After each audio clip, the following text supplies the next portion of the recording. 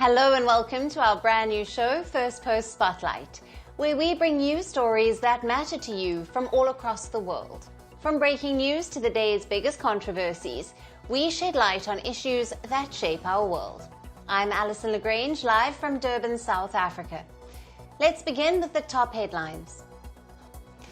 Ukraine's President Volodymyr Zelensky to meet US Vice President J.D. Vance at the Munich Security Conference amid fresh push by Washington for talks to end Russia's war in Ukraine.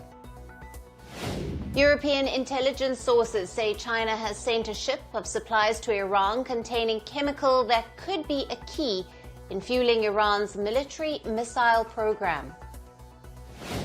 At least 6 people killed and around 100 were evacuated after a fire broke out at a resort construction site in South Korea's port city of Busan. India marks 6 years of the Pulwama terror attack, one of the deadliest attacks in Jammu and Kashmir, in which 40 CRPF soldiers were killed. Prime Minister Modi and Home Minister Shah pay tribute. And Japan releases up to 210,000 tons of rice from its emergency stockpile amid an unprecedented price rise due to panic buying, disruption troubles caused by last year's record summer heat.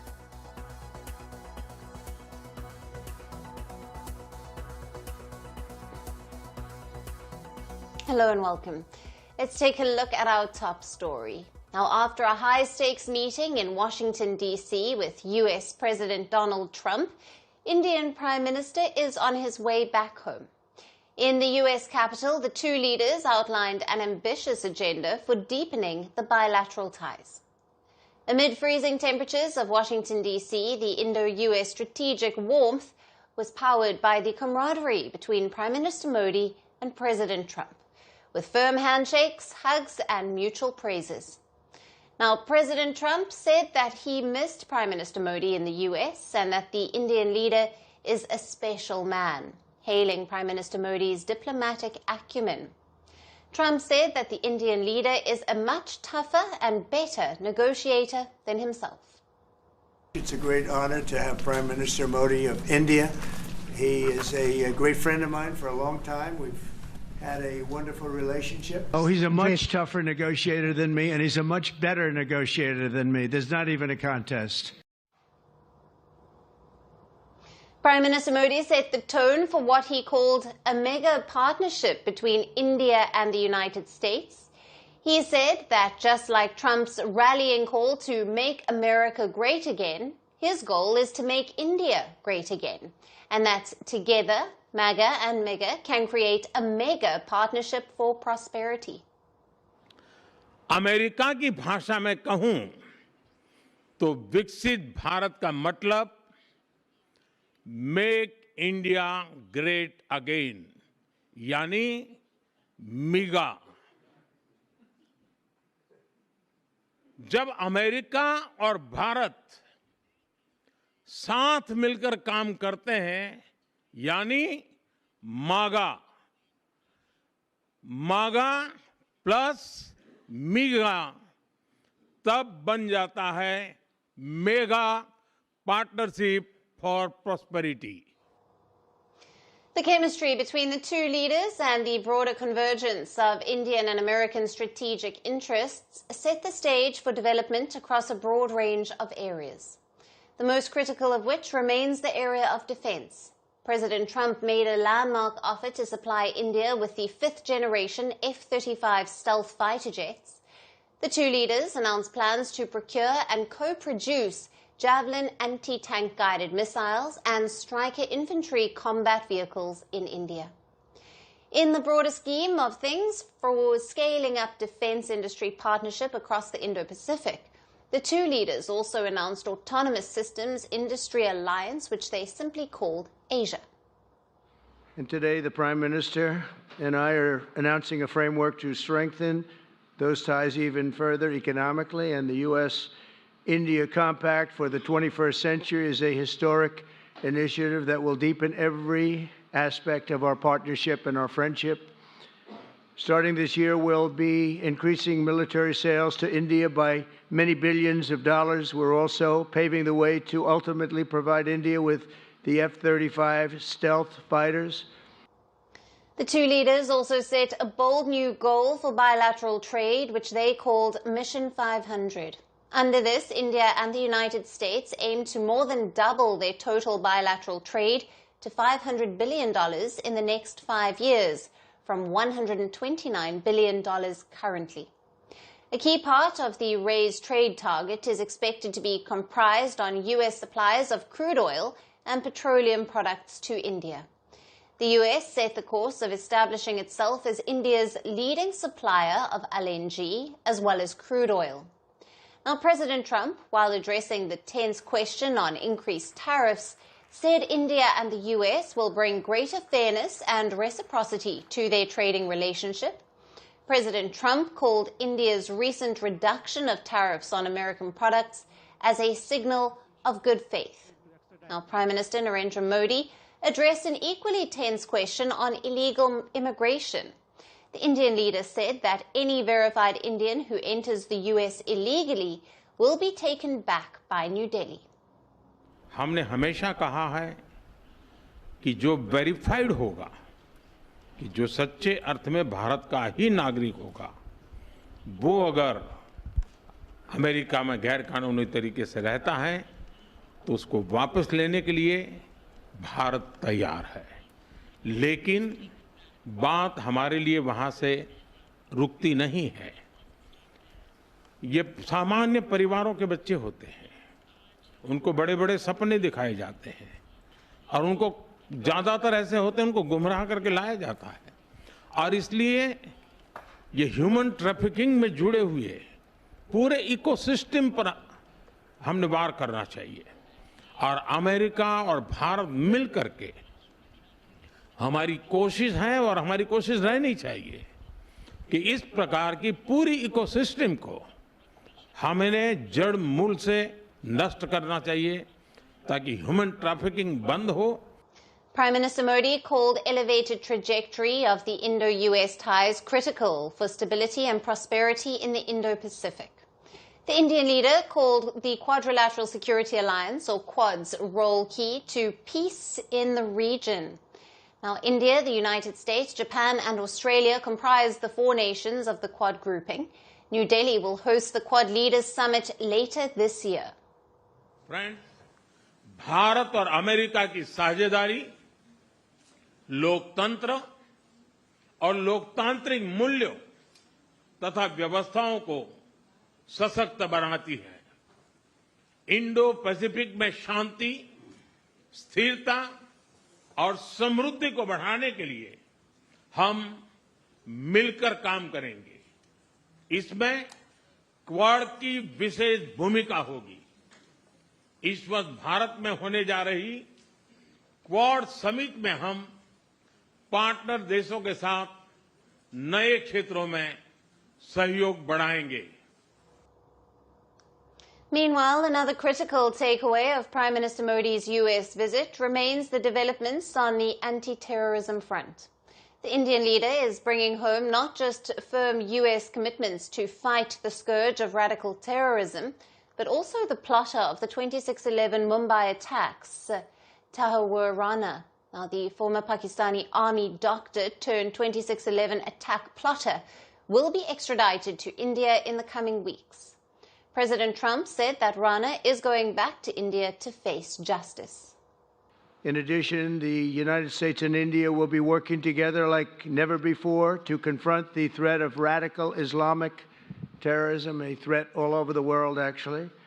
Today, I'm pleased to announce that my administration has approved the extradition of one of the plotters and one of the very evil people of the world, and having to do with the horrific 2008 Mumbai terrorist attack, to face justice in India. So he's going to be going back to India to face justice.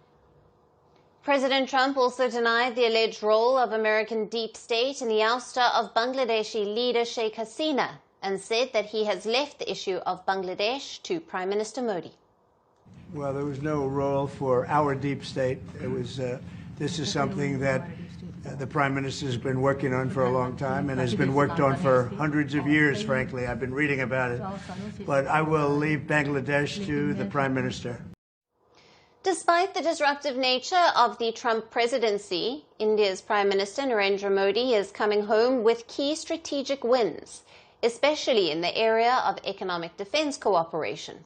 The Indian leader has also managed to address the emerging sore points in the growing ties between the two nations, such as tariffs and illegal immigration. Can India continue with this positive momentum in the remaining 4 years of the Trump presidency?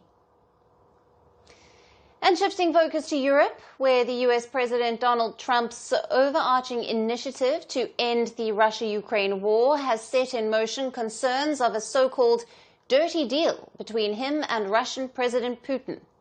The European leaders fear that Trump-led initiative will end the Ukraine war on terms favorable to Moscow, despite Russia being the aggressor in this case. Trump-led America's European allies allege that the U.S. leader is denying Ukraine its place at the negotiation table with Russia. President Trump has previously denied Ukraine's exclusion from supposed peace talks, but has raised doubt on Kyiv's status as an equal partner in such negotiations. To match the changing tone of the United States under President Trump, European nations are now gradually shifting their strategy for Ukraine. From a much-repeated promise of unending support for President Volodymyr Zelensky's counter-offensive, the effort in Europe is now underway to bring Kyiv to the bargaining table with a strong hand. French President Emmanuel Macron said that only Ukrainian President Volodymyr Zelensky could negotiate on behalf of his country. In an interview, Macron added that a peace deal on terms favorable to Russian President Putin could have repercussions for the rest of the world. NATO chief Mark Rutte also echoed the French president's view. What we are clearly united about is that, first of all, we have to make sure that when talks start, Ukraine is in the best possible position. And obviously this is about Ukraine, so Ukraine will be involved in any way and whatsoever. Trump's phone call with Putin on the 12th of February and his subsequent announcement that negotiations for a peace deal would begin immediately are seen to have been blindsided with the European leaders. The European leaders fear that Trump will end the war on his own terms and will leave Europe to bear the consequences of Moscow's alleged territorial aspirations. The killing should stop. Putin can stop the killing by stopping bombing Ukraine. This is doable if there is a will. It is clear that any deal behind our backs will not work.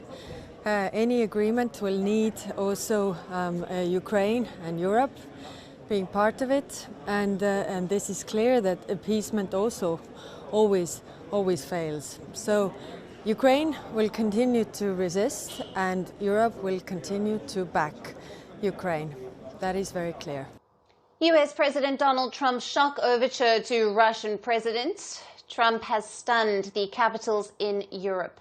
President Trump has not only declined to address Ukraine's aspiration to join NATO, but has also shown a willingness for exchange of territories that European leaders call favorable to Russia. With pressure to match the unpredictable nature of Trump's next move, how exactly will Europe navigate its path in the current geopolitical landscape? Now, the Pentagon, the U.S. Defense Headquarters, is sounding a new alarm.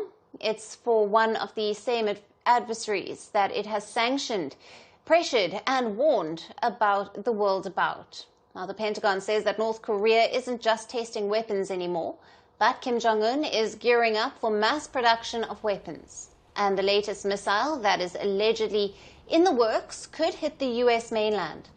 The alert came from the Pentagon's commander of the Continental Defenses.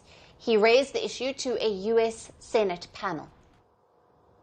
Kim Jong-un's regime probably can deliver a nuclear payload to targets throughout North America while minimizing our ability to provide pre-launch warning due to the shortened launch preparation timelines afforded by its solid propellant design. The crux of his message is that North Korea is no longer in the experimental phase. It might be preparing to produce one of its most dangerous missiles, that too in large quantities. He is talking about the intercontinental ballistic missiles, or the ICBM, and these are the ones capable of carrying nuclear warheads. So if his claims are right, it could change the entire game of missile defense. Now, the particular ICBM that has ruffled feathers for the US is the Hwasong 19. To understand, we have to break this one down into parts. Now, intercontinental ballistic missiles typically use liquid fuel, which takes time to prepare before launch. In simple terms, they are not ready to be launched instantly. So the fueling process can be detected by satellites and intelligence systems. In this case, if a strike on the United States is initiated, it would give the US defense systems a small window to intercept it. But North Korea's Hwasong 19 is different because it uses a solid fuel system that doesn't require fueling right before launch. So firing an ICBM equipped with solid fuel is much faster. That means that the US might not have enough time to react. If Kim Jong-un ever decided to attack, that's what is worrying the US. Now, America says that North Korea is ready to start producing them in large numbers. This could massively increase the number of nuclear-capable missiles at Kim Jong-un's disposal. There's still some uncertainty on this matter, though. Another top US military leader, Admiral Samuel Paparo, has said that while North Korea keeps testing these missiles, the US hasn't seen any proof that they can successfully attach a nuclear warhead. But fears continue that North Korea is getting closer to mastering this technology. The Pentagon has spent years building missile defense systems. There are more than 40 ground-based interceptors in Alaska and California. With North Korea's improving missile tech, experts say that the US needs more advanced systems. This brings us to US President Donald Trump's plan. Now, he has ordered to speed up the development of a missile defense system. Trump calls it the Iron Dome of America. It is the same one that Israel uses and is more popularly called Israel's missile shield. The Pentagon is figuring out how much money should be allocated to this project. But the bottom line remains, North Korea's missile program is advancing faster than ever. If they start mass production of these solid fuel ICBMs, the threat to Washington becomes much more serious. And South Korea's second largest Busan city is shedding people faster than a trendy diet sheds pounds. Experts warn that it's aging at unprecedented rate. Now, if this continues, the once thriving metropolis might just be known for its beaches and empty high-rises. If you ask anyone born in Busan, their life plan likely involves leaving it. Youngsters bolt from Busan to Seoul as soon as they finish their high school. Between 1995 and 2023, Busan lost 600,000 people. The Korea Employment Information Service has even classified Busan as the risk of extinction. The reason? Busan's traditional industries, once fueled by manufacturing and shipping, haven't kept up with South Korea's shift toward a high-tech economy. Samsung and LG may have been born there, but today not a single one of South Korea's top 100 companies call the city home. Even its famous port is losing relevance as trade shifts to Incheon, which is much closer to Seoul and China.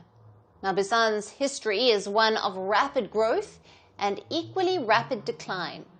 The city exploded in size after World War II and the Korean War, becoming a key industrial hub in the 1960s and 70s. But once South Korea stopped making cheap consumer goods and started focusing on high-end tech, Busan got left behind, like last season's fashion trend. Successive governments didn't help either. Rather than investing in new industries, they turned into real estate moguls selling public land to developers. Now, this sparked a luxury apartment boom that made the city a haven for wealthy investors. Just not for young people who actually needed affordable places to live. The result? A generational wealth gap that made Busan even less attractive for anyone under 40. One prime example is the swanky beach district of Haeundae, once dubbed the Copacabana of Korea. Today, it is among the areas most at risk of population collapse. Sure, it's full of high-rises, but unless you're a millionaire, good luck affording a place there.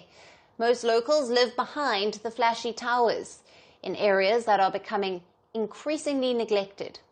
Now here's the twist. Even Seoul, the city that has been siphoning off Busan's young people for decades, is facing a demographic crisis of its own. South Korea's fertility rate hit a world low 0.72 in 2023.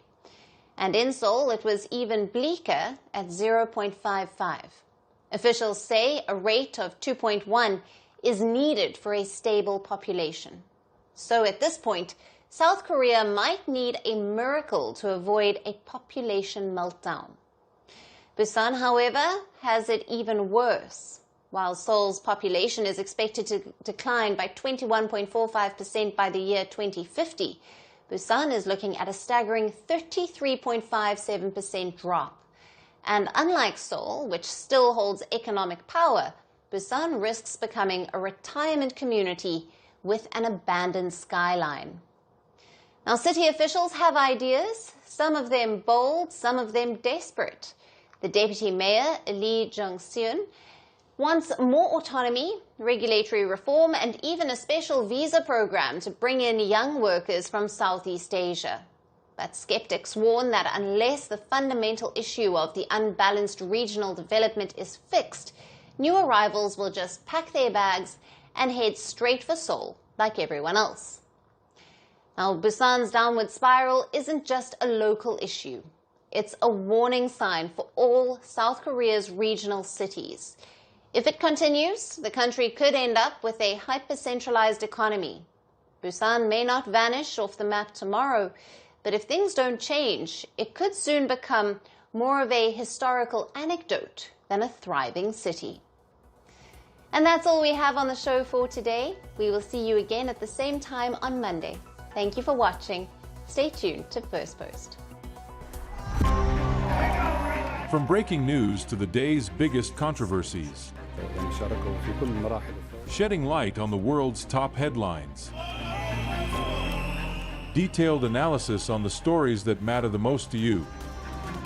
Catch it all on Spotlight at 6 p.m. India time and 12:30 GMT, only on Firstpost.